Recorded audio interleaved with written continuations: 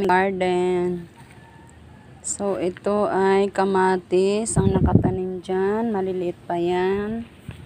Ito bakante. Ito ay yung sa dulo, labanos. Tapos, talong ata ito. Tsaka may mustasa. Ito naman, kamatis. Ayan, malalaki na siya.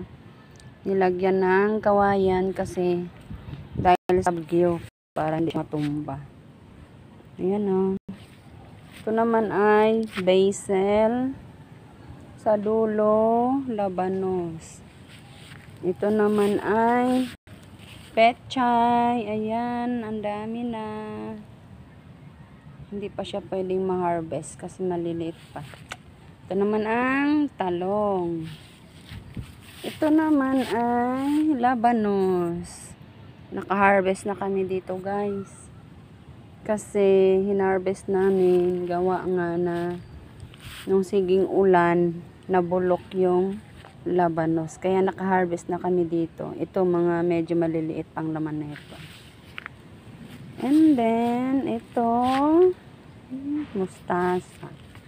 Ito guys, dito ako sa kabila. Mustasa.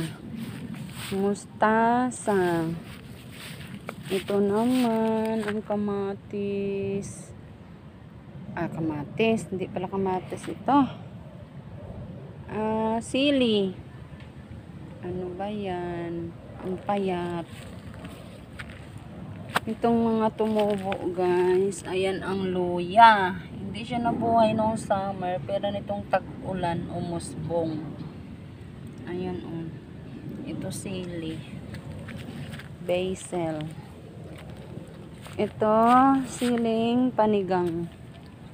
Ayan guys. May bunga na yan. Pati ito. Ito, siling panigang. Bakante pa yung isa. Ito, siling panigang. Mustasa. Mustasa at mustasa. Ito naman, luya. Medyo malaki na yan. Ayun ang luya, doon na tumubo. Yung marami. So, yan. Pinya. Pinya. Hindi pa namunga ang pinya. At, dito naman sa kabila. Papaya, gabi. Guys, namumunga. Naglalaman ang gabi na yan. Sa summer pa yan. Papaya. Ayan. Marami na rin bunga yung papaya na yan. Ayan ang kalabasa.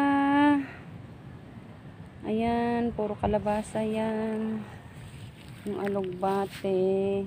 Ewan ko ba sa alugbate na to. Bakit hindi lumalago? Yan. Kalabasa guys. Ang dami yan Yan, madami yan guys. So, wala pang bunga yan dyan kasi late na yan naitanim. Ito ang talbos ng kamote. Diba ang lawak ng garden dito? Ito ay pipino.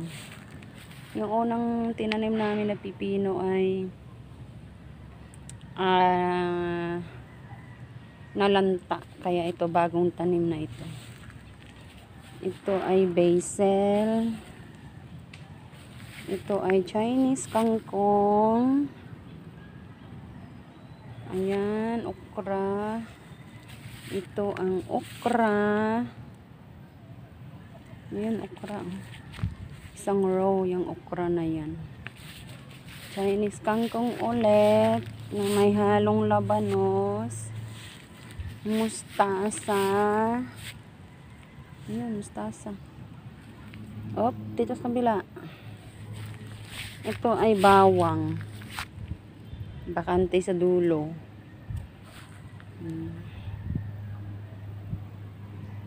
Doon sa kabila ay sitaw. Ayan. Sitaw, may gabi. Ito ang pechay. Dami namin pechay guys. Pero hindi pa siya pwedeng i-harvest kasi maliliit pa. Next, mustasa. Sa dulo ay sibuyas. Aray ko. Kinagat na ako ng langgam. Ayan, sibuyas guys.